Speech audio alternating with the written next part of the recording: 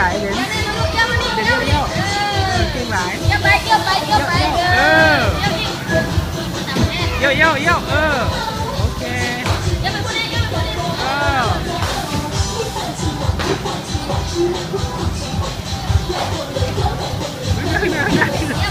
เยี่ยวยืนจะไปแล้วจอยโอ้ย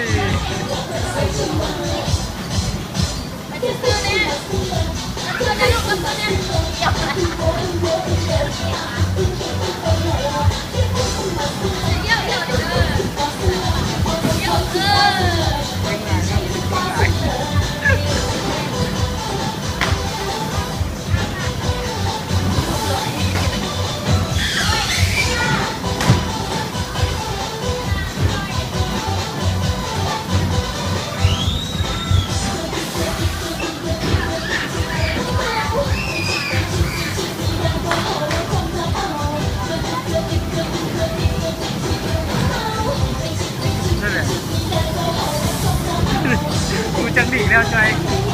เอาไว้ให้กับเจ้าเบิ้งจอยที่อยู่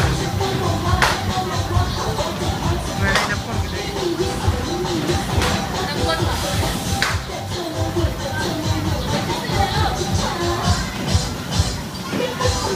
เนื้อบางในน้ำข้นกับเจ้า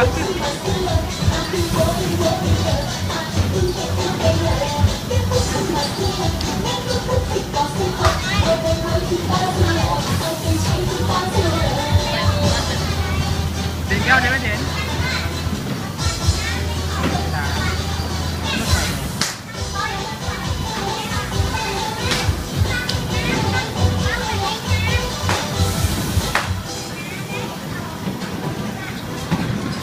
โอเค